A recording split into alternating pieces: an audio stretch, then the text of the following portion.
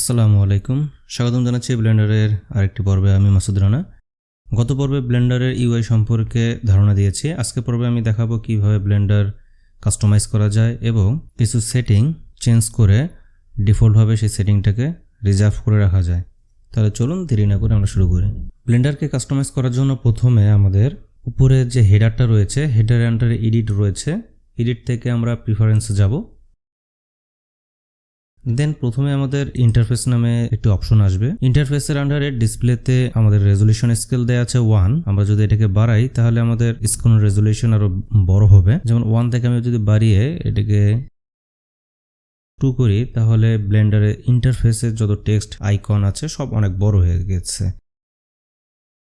আবার চাইলে আমরা এটাকে কমিয়ে আমাদের নিজস্ব যতটুকু দেখার জন্য ভালো লাগে ততটুকু আমরা সেট করে রাখতে পারি। এরপর রয়েছে স্প্ল্যাশ স্ক্রিন। এটা যদি আমি আনচেক করি তাহলে ব্লেন্ডারের যে স্প্ল্যাশ স্ক্রিনটা রয়েছে, এই স্ক্রিনটা রয়েছে এটি ডিফল্ট ভাবে এটি আনহাইড হয়ে থাকবে, অর্থাৎ যখন আমি ব্লেন্ডার ওপেন করব তখন এই স্ক্রিনটা প্রদর্শন করবে না। এই এক্সপেরিমেন্টাল ফিচারের মাধ্যমে আমরা ডিবাগিং করতে পারি, অর্থাৎ ব্লেন্ডারকে স্ক্রিপ্ট লিখে ব্লেন্ডারকে ডেভেলপ বা কাস্টমাইজ বিভিন্ন ধরনের বাগ ফিক্সিং ইত্যাদি করা হয়। এটা অনেক অ্যাডভান্স লেভেলের কাজ। এরপর রয়েছে টুল টিপ এবং পাইথন টুল টিপস। টুল টিপ হচ্ছে যখন আমি একটি ফাংশনের উপরে ক্লিক করব তখন আমার টিপস হিসেবে লেখা থাকবে UI scale change the size of the font and ওয়েজ ইন দ্য ইন্টারফেস। এটি হচ্ছে আমাদের টুল টিপস। আর পাইথন টুল টিপস হচ্ছে আমাদের পাইথন স্ক্রিপ্ট শো করবে। আমি যদি এটা টিক মার্ক করি এবং আবার এটার উপরে যদি নিয়ে যাই তাহলে আমার নিচে টুল টিপের নিচে পাইথন দিয়ে আমাদের একটি পাইথন কোড লেখা আছে, অর্থাৎ এটি হচ্ছে আমাদের পাইথন কোড। এটি আমরা ব্লেন্ডারে রান করতে পারবো। এরপরে এডিটের মধ্যে রয়েছে কালার পিকার টাইপ,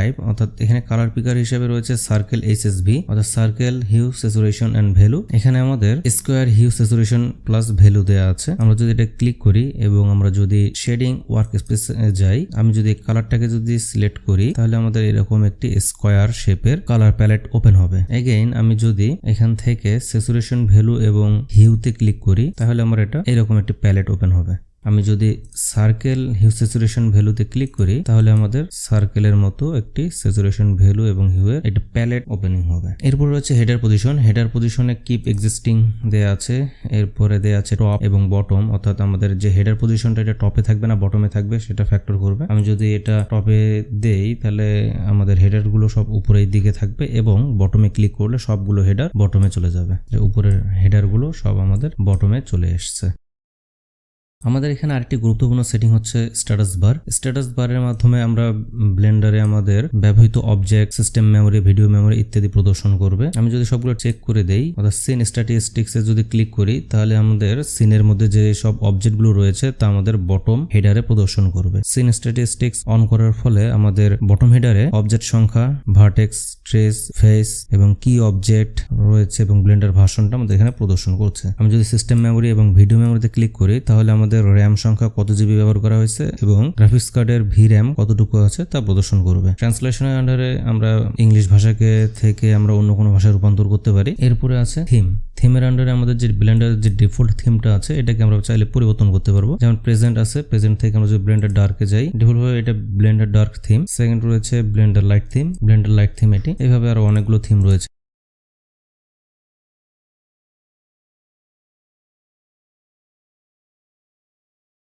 সেই সাথে আমরা ব্লেন্ডারের যে ইউআইটা রয়েছে সম্পূর্ণ ইউআই এর কালার এবং টেক্সট, ফন্ট সাইজ ইত্যাদি আমরা পরিবর্তন করতে পারবো। যেমন প্রথমে আমাদের রয়েছে user interface, text style. User interface থেকে আমরা যদি রেগুলারে ক্লিক করি, রেগুলারে আমাদের টেক্সটটা হোয়াইট রয়েছে এটাকে যদি আমি সম্পূর্ণ রেড করে দেই তাহলে দেখা যাচ্ছে যে আমাদের রেগুলার যে টেক্সটগুলো রয়েছে ইউজার ইন্টারফেসের সাথে সেগুলো সম্পূর্ণ রেড কালার হয়ে গেছে। অনুরূপভাবে আমরা নোড এডিটিং অপশনে যাব। এখানে অ্যারোটাতে ক্লিক করলে আমরা আনহাইড করে দেব। দেন এখানে আমাদের নোট কার্ভিং 4 দেয়া আছে, অর্থাৎ আমরা যদি শেডিং এ যাই এবং এখান থেকে আমরা যদি কিছু নোড নিই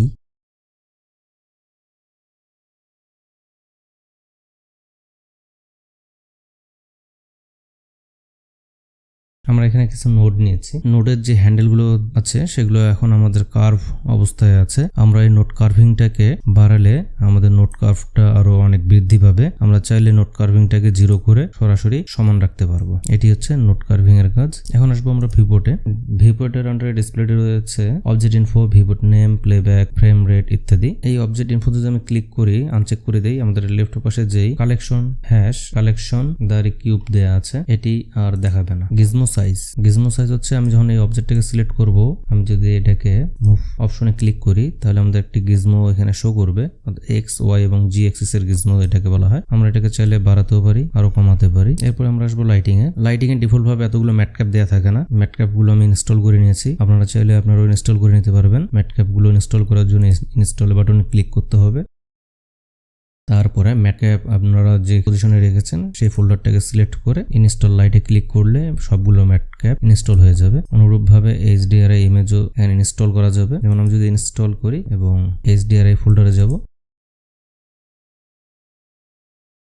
আমার এখানে HDRI ইমেজ ইনস্টল হয়ে গেল। এরপর আমি এডিটিং অপশনে যাব। এখান থেকে তেমন কোনো কাজ নেই আমাদের সেটআপ করার জন্য। এরপর যদি আমরা অ্যাড অন সেকশনে যাই, আমরা এখান থেকে আমাদের অনেকগুলো অ্যাড অন ব্লেন্ডারে ডিফল্ট ভাবে ইনস্টল অবস্থায় থাকে। জাস্ট আমরা শুধু অন অফ এর মাধ্যমে ব্লেন্ডারে অ্যাড অন গুলোকে ইনস্টল করতে পারি। যেমন আমি একটি অ্যাড অন ইনস্টল করব এখন। স্ক্রিনকাস্ট কি নামে যে অ্যাড অনটা রয়েছে এটা যদি আমি ইনস্টল করতে চাই, জাস্ট চেক মার্ক ওপেন করলে আমাদের অ্যাড অনটা ইনস্টল হয়ে যাবে এবং এর লোকেশন দেখানো আছে 3D ভিউ, সাইড বার, স্ক্রিনকাস্ট কি।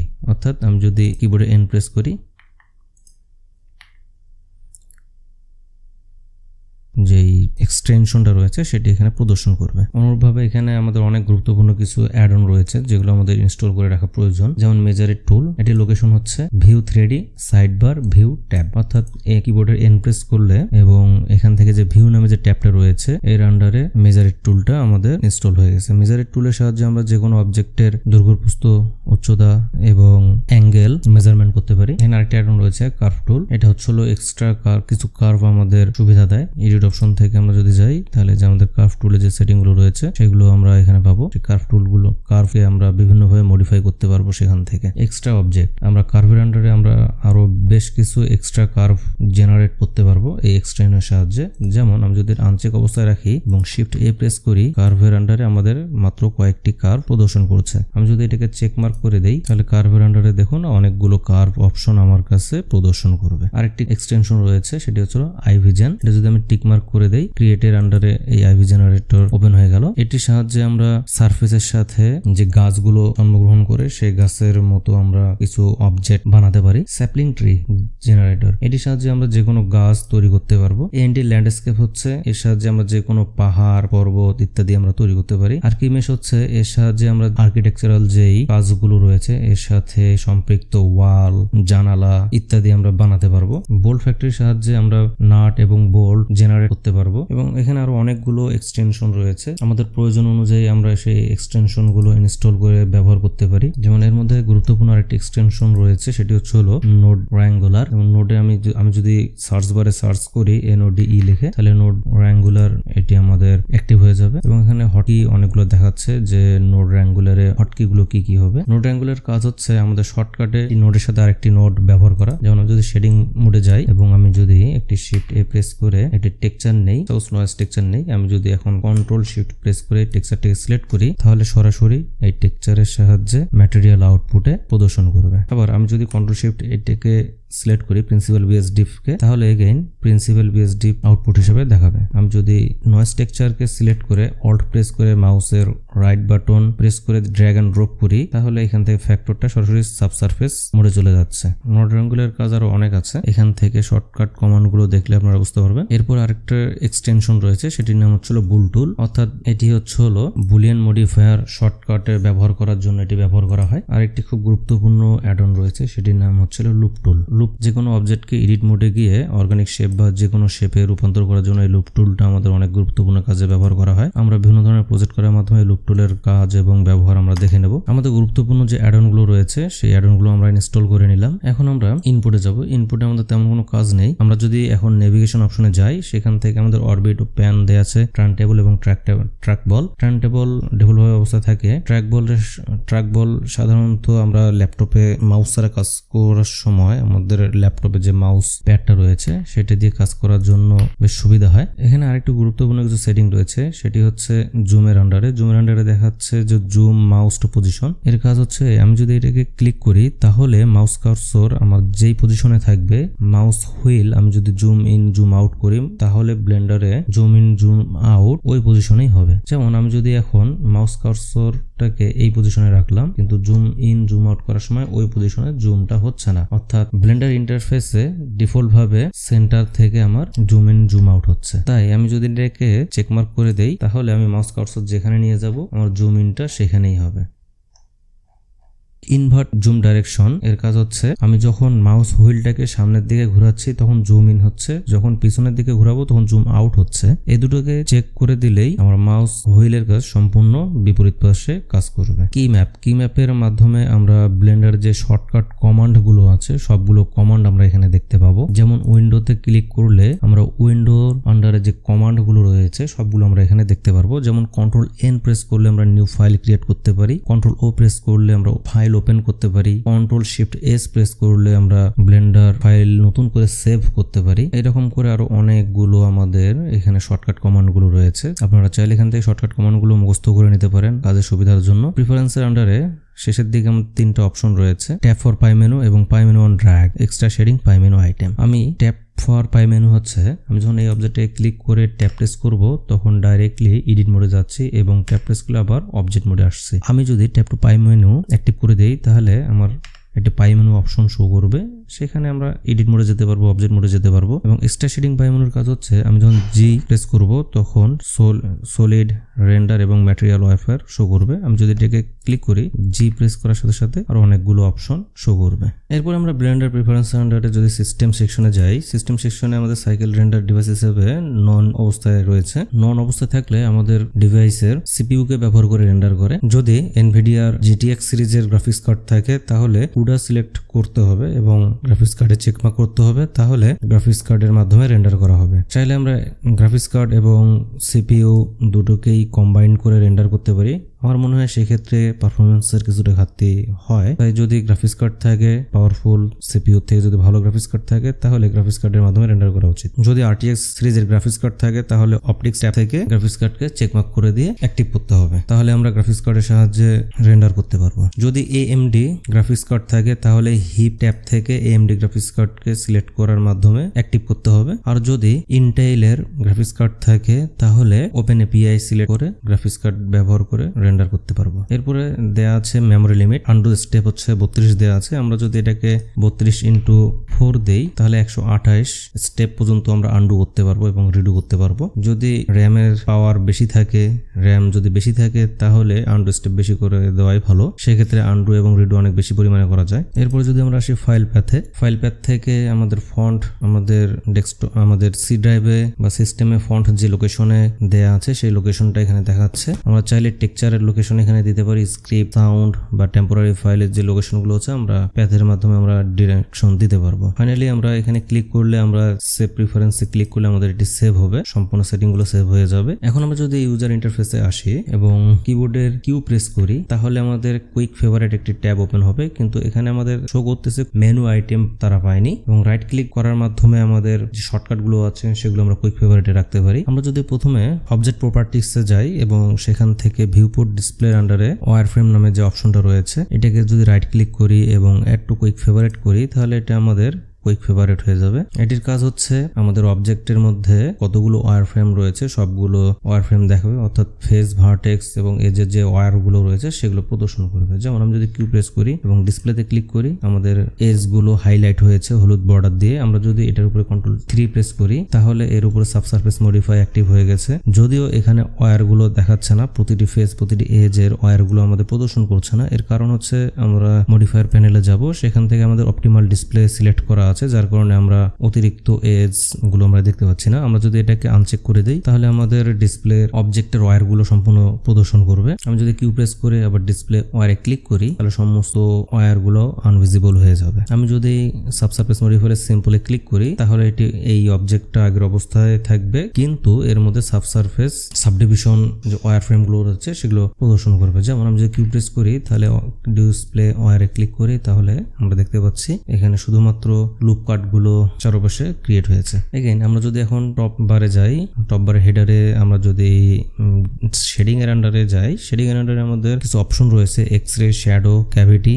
আমরা এক্সরে যদি ক্লিক করি তাহলে আমরা অবজেক্টকে এক্সরে মোডে দেখতে পারবো, সামন থেকে পিছন পর্যন্ত আমাদের ভিজিবল হবে। আমরা যদি শ্যাডো ক্লিক করি আমাদের এর মধ্যে একটি শ্যাডো ক্রিয়েট হবে। অ্যাজ এক্সাম্পল আমি যদি একটি প্লেন নেই, এই যে শ্যাডো আমরা দেখতে পাচ্ছি, শ্যাডোতে চেক মার্ক করা থাকলে আমাদের এখানে শ্যাডো দেখা যাবে এবং শ্যাডো সাইজ কতটুকু হবে, শ্যাডোর পাওয়ার কতটুকু হবে সেটা এই শ্যাডোর মাধ্যমে আমরা দেখতে পারবো। এবং সেটিং এ ক্লিক করলে আমাদের লাইট ডিরেকশন দেখা যাবে, যেটা আমি আগেই আপনাদের সাথে কথা বলেছিলাম প্রথমের দিকে। ক্যাভিটি হচ্ছে এই এজের মধ্যে যে আমরা হাইলাইট গুলো দেখতে পাই, এই এজটাকে হাইলাইট করার জন্য ক্যাভিটি ব্যবহার করা হয়।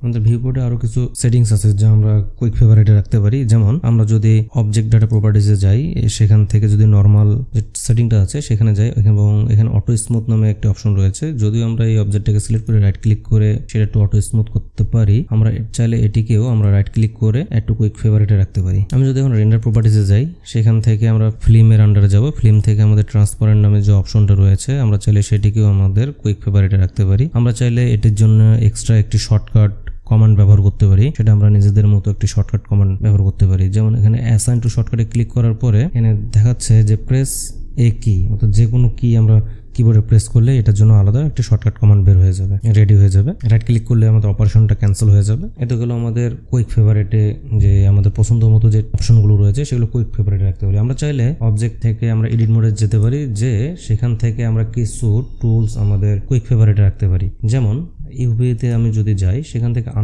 ইউভিতে আনর্যাপ অপশন রয়েছে, সেখান থেকে চাইলে যে কোনো একটি সেটিংসে আমি কুইক ফেভারিট রাখতে পারি। যেমন এখানে রাইট ক্লিক করলে একটু কুইক ফেভারিট আছে। এখন আমি যদি রাইট ক্লিক করি, এখানে লুপ টুল রয়েছে, লুপ টুলের আন্ডারে সার্কেল, ফেস সবগুলো রয়েছে। আমি রাইট ক্লিক করলে এটাকে একটু কুইক ফেভারিট রাখতে পারবো। আমরা চাইলে এই যে গ্রিড ফিল আছে এটাকেও আমরা একটু কুইক ফেভারিটে রাখতে পারবো। আমরা চাইলে শেডার স্মুথ রয়েছে, পোক ফেস রয়েছে, পোক ফেসটাকেও আমরা কুইক ফেভারিটে রাখতে পারি। অর্থাৎ আমরা যদি এডিট মোডে যাই এবং কিউ প্রেস করে যদি পোক ফেসে ক্লিক করি তাহলে সমস্ত ফেসগুলো আমাদের পোকিং হয়ে গেল। এভাবে আমরা আমাদের সমস্ত সেটিংগুলোকে আমাদের কুইক ফেভারিটের মাধ্যমে নিয়ে রাখতে পারি। এটি কাজের সময় অনেক সহযোগিতা করে। আমরা চাইলে আমাদের যে লেআউট ডিফল্ট ভাবে যে লেআউটটা আছে সেটাকেও আমরা কনফিগার করতে পারবো। যেমন আমি উপরে টপ বার থেকে প্লাস আইকনে যদি ক্লিক করি, সেখান থেকে জেনারেলের আন্ডারে আমি যদি একটি লেআউট এখানে নেই এবং সেটাকে আমি ডাবল প্রেস করলে আমরা এডিট করতে পারবো।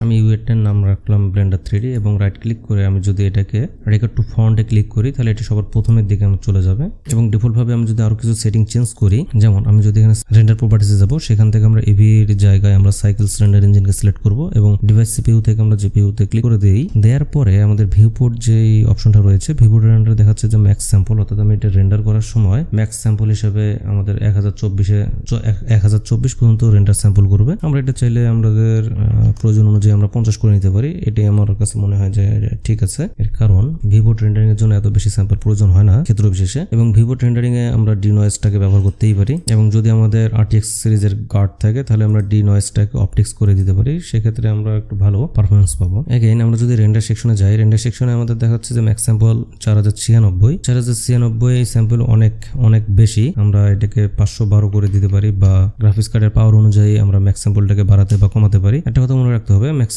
স্যাম্পল যত বেশি হবে আমাদের রেন্ডার কোয়ালিটি তত ভালো হবে। এবং রেন্ডারের আন্ডার যে ডিনয়েজটা রয়েছে এই ডিনয়েজটাকে আমরা অমিট করে দেবো, তাহলে ডিনয়েজ রেন্ডার করার সময় আর ডিনয়েজ হবে না। আমার কাছে সব থেকে ভালো পারফেক্ট মনে হয়েছে আমরা যদি ভিউ লেয়ার প্রপার্টিসে যাই, সেখান থেকে যদি ডিনয়েজ ডাটা অ্যাক্টিভ করে দেই এবং আমরা কম্পোজিশন সেক্টর থেকে ফিল্টারের আন্ডারে যে ডিনয়েজ যে অপশনটা রয়েছে সেটি যদি অ্যাক্টিভ করে তাহলে ডিনয়েজটা ভালো হয়। তো আমরা ডিফল্ট ভাবে ডিনয়েজটাকে অ্যাক্টিভ করে দেবো এবং কম্পোজিশন সেক্টর থেকে যদি আমরা ইউজ নোড ব্যবহার করি এবং কন্ট্রোল শিফট এ প্রেস করি তাহলে একটা ভিউয়ার নোড অ্যাক্টিভ হবে। দেন আমি যদি শিফট প্রেস করে রাইট মাউস বাটন যদি প্রেস করে ড্র্যাগ করি তাহলে আমাদের একটি ডট নোডকে একসাথে করে একটি ডট চলে আসবে। তাহলে আমি এখন শিফট এ প্রেস করে আমি ফিল্টার আন্ডারে ডিনয়েজ যে অপশনটা রয়েছে এটি অ্যাক্টিভ করে এটাকে আমি এখানে ড্র্যাগ এন্ড ড্রপ করে দেই এবং ডিনয়েজ যে নর্মাল ডেটা রয়েছে সেটা নর্মাল টু নর্মালে রাখবো, নর্মাল এলবোডো সাথে মিলিয়ে দেবো। এখন যদি আমি B3D তে যাই এবং আমি যদি রেন্ডার করি অটোমেটিকলি ভাবে রেন্ডারে ডিনয়েজ করে ফেলবে ইমেজটা। ইমেজটাকে। আমি যদি একটি উইন্ডো ওপেন করতে চাই 3D এর মতো আরেকটি উইন্ডো যদি আমি নিতে চাই, তাহলে আমি এখানে ক্লিক করে এখানে ড্র্যাগ করব। এখানে ক্লিক করে যদি আমি ড্র্যাগ করি আমাদের আরেকটি উইন্ডো ওপেন হবে, স্লাইড করবে। আমি টপ বারে যে এডিটিং টাইপ আছে সেখান থেকে আমি যদি এটাকে শেডিং এডিটর করে দেই, এটি আমাদের শেডিং এডিটর অপশন হিসেবে কাজ করবে। এবং উপরে ড্র্যাগ এন্ড ড্রপ, উপরের থেকেও যদি আমি যদি একইভাবে স্লাইড করি তাহলে ইউভি এডিটিং এর একটি উইন্ডো ওপেন হবে। আমি যদি চাই তাহলে এটাকে ডিফল্ট ভাবে আমাদের ব্লেন্ডার ইউআই হিসেবে রাখতে পারবো। আমরা চাইলে এই সিনটাকে ব্লেন্ডারে ডিফল্ট ভাবে আমরা রাখতে পারি। সেক্ষেত্রে আমরা কি করতে হবে, আমাদের টপ বার থেকে ফাইল থেকে ডিফল্ট সেটিং রয়েছে, ডিফল্ট থেকে আমরা যদি সেভ স্টার্টআপ ফাইলে ক্লিক করি তাহলে এটি অটোমেটিকলি স্টার্টআপ ফাইল হিসাবে সেভ হয়ে যাবে। অর্থাৎ আমি ব্লেন্ডার যতবারই ওপেন করব এই উইন্ডো, এই সেটিং এবং 3D ইন্টারফেসের মধ্যে যা যা রয়েছে সব ডিফল্ট ভাবে এটাই আমাদের প্রদর্শন করবে। আমাদের এখানে আরেকটা গুরুত্বপূর্ণ সেটিং হচ্ছে ফাইল থেকে external data automatic pack resource. এটা যদি আমি চেক করে দেই, অ্যাক্টিভ করে দেই, তাহলে আমরা ব্লেন্ডারের মধ্যে বিভিন্ন ধরনের টেক্সচার, ম্যাটেরিয়াল এবং আরো অনেক কিছু ইম্পোর্ট করি যেটা আমাদের ব্লেন্ডার ফাইলের মধ্যেই সেভ হয়ে থাকবে। আর যদি আমি external data automatic pack resource যদি আনচেক অবস্থায় থাকে তাহলে ব্লেন্ডারের ফাইলের মধ্যে টেক্সচার, ম্যাটেরিয়াল ইত্যাদি ফাইলগুলো রিজার্ভ অবস্থায় থাকে না। তখন ডেস্কটপের বিভিন্ন যে পার্টিশনগুলো রয়েছে সেখান থেকে শেয়ার করে ফাইলগুলো নিয়ে কাজ করে। ক্ষেত্র বিশেষে অনেক সময় আমরা দেখা যায় ফাইল ট্রান্সফার করি, আমাদের ফাইলটাকে অনেক সময় শেয়ারিং এর প্রয়োজন হয়। সেই ক্ষেত্রে ফাইল যখন আমরা শেয়ারিং করি তখন ফাইল শেয়ার করার ফলে যে আমরা ব্লেন্ডারে ম্যাটেরিয়াল এবং টেক্সচার ইত্যাদি যে অবজেক্টগুলো ব্যবহার করি সেই অবজেক্টগুলো তখন আর কাজ করবে না। অটোমেটিক প্যাক রিসোর্স করলে একটি সমস্যা আছে, সেটা হচ্ছে ফাইলের সাইজ অনেক বৃদ্ধি পায়। যদি নর্মাল শেয়ার করে আমরা টেক্সচার, ম্যাটেরিয়াল ইত্যাদি যদি ব্যবহার করি সেক্ষেত্রে যদি আমার ফাইলের সাইজ যদি 10 মেগাবাইট হয়, সেম কাজ আমরা যদি অটোমেটিক ফাইলে রিসোর্স করি তাহলে সেক্ষেত্রে 10 মেগাবাইটের ফাইল সেটা 50 মেগাবাইটও হতে পারে বা 100 মেগাবাইটও হতে পারে বা ক্ষেত্র বিশেষে আরো অনেক বড়ও হতে পারে। তো সেই বিষয়টা মাথায় রাখতে হবে। এই ছিল আজকের টিউটোরিয়াল। আগামী পর্বে আমি দেখাবো ব্লেন্ডার 4.2 এর সম্পর্কে, কারণ ব্লেন্ডার 4.2 নতুন সংস্করণ নতুন ভাবে এসেছে, আমরা এটিকেও বোঝার চেষ্টা করব। ধন্যবাদ সবাইকে। আর যদি টিউটোরিয়ালটি ভালো লাগে তাহলে লাইক দিয়ে সঙ্গে থাকবেন।